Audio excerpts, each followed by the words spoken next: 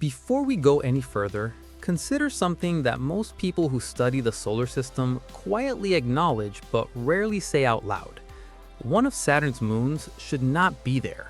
Not "it's a little unusual," not "scientists find it intriguing." By every rule governing how planets and moons form, by every model built to describe the birth of this solar system, this object is an impossibility. It moves in the wrong direction, it is made of the wrong material, it formed in the wrong place, and it is coated in a layer of darkness so total that for nearly a century after its discovery, no one could determine what it actually was. And here is what makes that truly unsettling. It has been sitting there, circling Saturn backwards for 4 billion years, long before the first fish crawled onto land, long before Earth had oceans. This dark, scarred, retrograde intruder has been orbiting in silence, patient, anomalous, and largely ignored. Its name is Phoebe, and the closer scientists look, the stranger the story gets. At the outermost frontier of Saturn's gravitational domain, far beyond the bright rings and the familiar procession of icy moons, a small, dark world moves against the grain of everything around it. Planetary scientists describe it, without exaggeration, as a time capsule, a preserved fragment from an era when the giant planets of the solar system were not where they are now, when the architecture of everything visible in the night sky was still being violently negotiated. To understand what Phoebe is and what it means, the story must begin not with Saturn, but with a quiet revolution in how human beings see the universe. For most of human history, astronomy was a discipline constrained by a fundamental biological limitation: the human eye. Galileo resolved the moons of Jupiter. Giovanni Cassini discovered the moon Iapetus and the gap in Saturn's rings that still bears his name. These were extraordinary achievements, but they were achievements bounded by what unaided light, gathered through glass and lens, could resolve against the darkness. That changed in the 19th century. The invention of dry plate photography, the technique of leaving a camera shutter open for hours, allowing faint light to accumulate slowly on a glass plate, fundamentally expanded the observable universe. Objects thousands of times too dim for any human eye to detect under any conditions could now leave a trace. For the first time, the universe became legible beyond the reach of direct perception. In 1898, a team from the Harvard College Observatory established an outpost in the high, dry air of Arequipa, Peru. Altitude mattered. Thinner atmosphere meant less interference, cleaner skies, and fainter objects within reach. The team, led by astronomer William Henry Pickering, used a 24-inch Bruce telescope to conduct a systematic photographic survey of the southern sky. The work was methodical to the point of tedium. Glass plates were exposed, carefully packed, and shipped across the Atlantic to Cambridge, Massachusetts. There, a team of human computers, analysts working with magnifying loops, examined each plate inch by inch, searching for anything that had moved between one exposure and the next. In 1899, while reviewing plates taken the previous August, Pickering identified something. A speck, magnitude 15.5. Roughly 4,000 times dimmer than the faintest star a healthy human eye can detect under ideal conditions. Unremarkable in isolation. But this speck moved. Night after night, Pickering traced its path across successive plates. The background stars held fixed, Saturn drifted, as planets do, but this object moved with Saturn, maintaining its position relative to the ringed planet across weeks of observation. On the 18th of March, 1899, Pickering announced the discovery of a new Saturnian moon. He named it Phoebe, after a titan of Greek mythology. It was a landmark discovery, and not merely for its novelty. Phoebe was the first natural satellite in the history of astronomy to be detected not by direct visual observation through a telescope eyepiece, but by a photographic image, a trace of light on glass. It opened a methodological door that would never close. Dozens of outer solar system moons, discovered across the following century, would be found the same way. But as astronomers tracked Phoebe through the early decades of the 20th century, the excitement of discovery gave way to something more unsettling: confusion. The solar system has rules, not suggestions, rules, written into the physics of how systems like ours form. When a star is born, it collapses from a vast, slowly rotating cloud of gas and dust. As that cloud contracts under its own gravity, it begins to spin faster. Conservation of angular momentum, the same principle that accelerates a spinning skater as they pull their arms inward. The result is a rotating disk. Everything that forms from this disk, the planets, the moons, the asteroid belts, inherits that rotation. They all spin and orbit in the same direction, counterclockwise as viewed from above the solar system's north pole. This is called prograde motion, and it is effectively universal among objects that formed where they currently orbit. Phoebe does not orbit prograde. Phoebe orbits clockwise, the opposite direction, in what astronomers classify as a retrograde orbit. This is not a minor anomaly. A retrograde orbit is, in the language of planetary science, a smoking gun. It carries a single, unavoidable implication. Phoebe did not form at Saturn.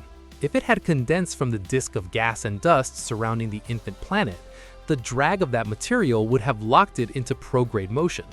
There is no mechanism by which a moon forming in place ends up orbiting backward. A retrograde orbit means capture. It means Phoebe formed somewhere else, somewhere far away, and was ensnared by Saturn's gravity at some later point in its history. It is, in the precise scientific sense of the term, an immigrant. The distance at which it orbits amplifies the strangeness. Phoebe circles Saturn at a mean distance of nearly 13 million kilometers, nearly 4 times farther out than Iapetus, the next most distant major moon.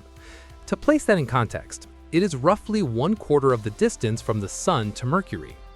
A single orbit takes 550 days, approximately 18 months. At that distance, standing on Phoebe's surface, the rings of Saturn would not be visible to the naked eye.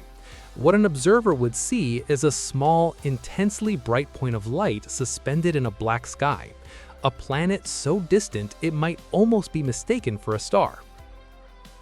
Because of this extraordinary remoteness, Phoebe was effectively inaccessible for nearly a century following its discovery. Voyager 2 passed through the Saturn system in 1981, a monumental mission by any measure, but its closest approach to Phoebe was still 2.2 million kilometers distant. The images returned showed a jagged, dark shape, unresolved and ambiguous. Something was there. It was anomalous. What it actually was remained unknown. That changed in 2004. When mission planners mapped the trajectory for the Cassini spacecraft, they confronted a precise engineering constraint. To enter Saturn's orbit, Cassini needed to decelerate, to shed enough velocity to be captured by the planet's gravity rather than swing past it. This required approaching Saturn from the outside in, braking against its gravity well. Examining the orbital geometry, engineers recognized something the trajectory offered almost incidentally. On this inbound approach, before the critical engine burn that would commit the spacecraft to Saturn's orbit permanently, the flight path would carry Cassini near Phoebe, closer than any human instrument had ever been. There was a condition. The encounter had to occur on the 11th of June 2004, 19 days before orbital insertion. Once Cassini fired its main engine and settled into the inner system, it would never carry sufficient fuel to return. Phoebe's retrograde orbit made any future rendezvous prohibitively expensive in propellant. This was a single opportunity, and only that.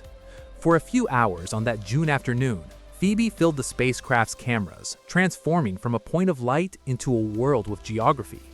The relative velocity between spacecraft and moon was 5.8 kilometers per second, roughly 17 times the speed of sound at sea level. In that compressed window, Cassini's instruments worked continuously.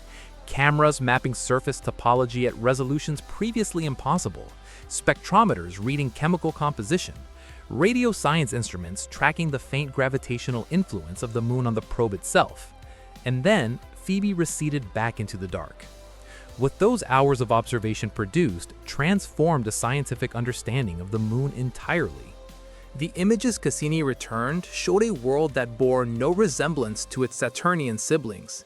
Phoebe is roughly spherical, approximately 213 kilometers across. Its surface is dark, an albedo of roughly 10%, meaning it reflects only 1/10 of the light that strikes it. The darkness is comparable to fresh asphalt.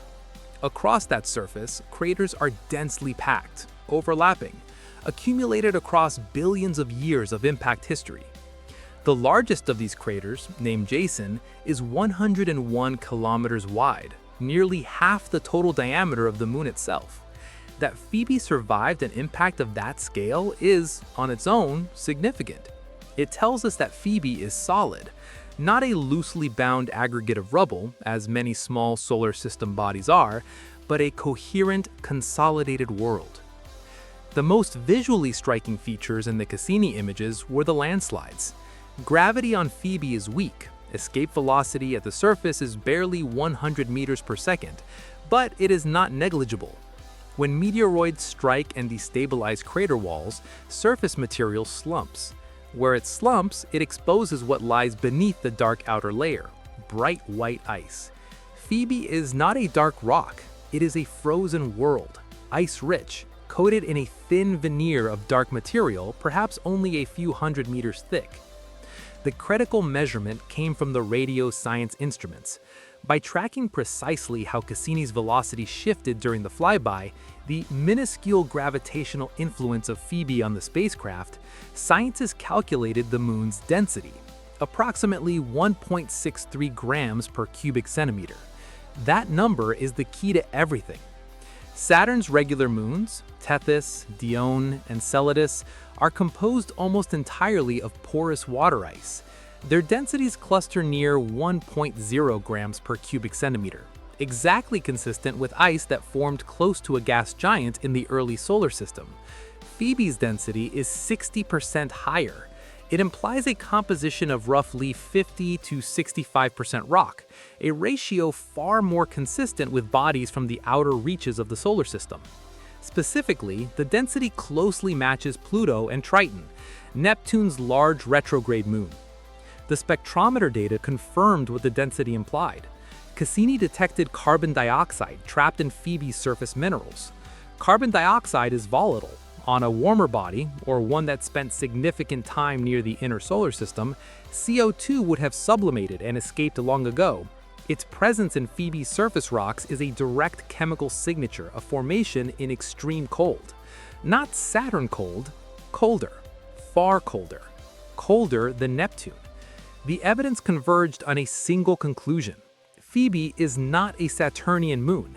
It is a Kuiper Belt object, an icy planetesimal that formed in the deep freeze of the outer solar system, beyond the orbit of Neptune, in the same distant reservoir that produced Pluto and tens of thousands of smaller bodies.